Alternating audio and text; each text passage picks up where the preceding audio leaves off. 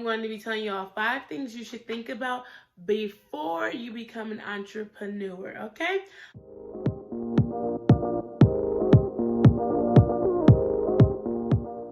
Hello, welcome back to my channel. How are you all doing? This is another Monday motivation, and it is going to be a cool one and kind of different, but hopefully you all enjoy it. I'm going to be telling you all 5 things you should think about before you become an entrepreneur, okay? 5 things. Make sure you like, comment, and subscribe to your girl because we are on our way to 5,000 subscribers. So the first thing before becoming an entrepreneur, you need to think about all the sacrifices that you're going to have to take. Think about sacrifices that you're going to have to make. So if that is maybe you don't want to move back home, but maybe if you move back home, you can stay with your parents so you don't have to pay that much rent. I know someone, aka Erin on Demand, if y'all watch her, she moved back home. Like, I don't know necessarily the reason why she wanted to move back. Well, she has a whole story about it, but she moved back because her job ended in DC. She was becoming an entrepreneur, and she went there. She stayed at home, and now she's a whole entrepreneur. And even if you don't want to go back home, but maybe you don't want to spend all your money in that 1-bedroom apartment, you want to get 2-bedroom apartments, you want to share with a friend, that could be a sacrifice because you really want to live by yourself, but you also want to save your money.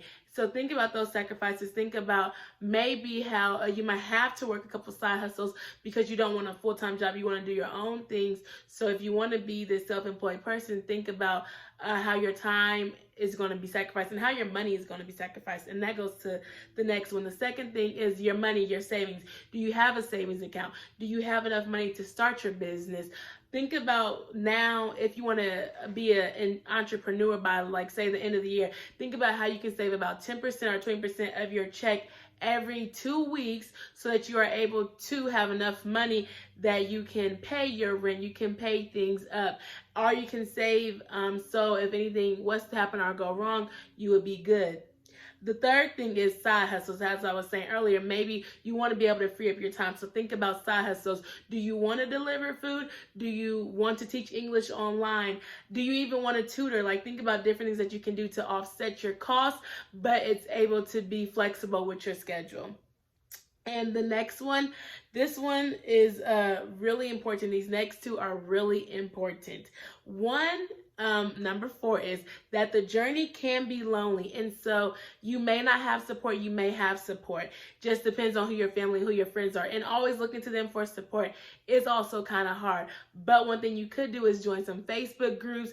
And if you don't want to feel isolated, get on Facebook, check those groups on there, check those networking groups, get on LinkedIn, get on GroupMe, and go out and meet people. See what is going on in your area, see what is going on in your city, in your niche, and go and meet people. So when you have questions, when you want to talk to people, you can go get that human interaction. Because I know that we thrive off of human interaction, and we want to see people. I hear a lot of people talking about how they're lonely in the entrepreneurial journey. They're up late nights and stuff like that. But think about if you had one friend or a couple friends and y'all got together and y'all worked hard and y'all did things, it wouldn't feel as lonely. And so the last one is have a backup plan, sis, sir, because one business idea you could go off, it could jump off, but people fail. And they say if you fail to plan, then you plan to fail. But also you can plan and you can still fail. It just might not be the one for you. That might not be your niche. That might not be the business that you should have started. So always have a backup plan. Not saying that you can't be an entrepreneur. That's not what I'm saying. Just have a backup plan for another business. Have a backup plan for another idea,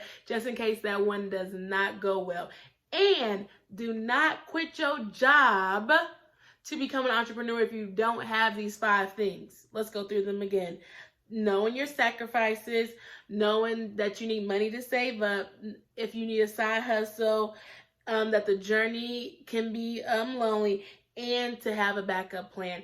And I just want to say also, just think about the stuff, research what you need to know. Don't go jump in full force. If you have a good job making 6 figures, then sis and sir, you might just need to figure it out a little bit small at a time, little increments, something like that.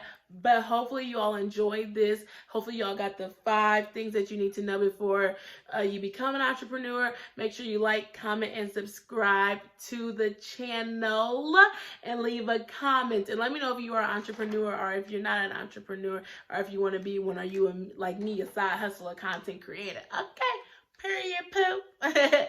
Peace.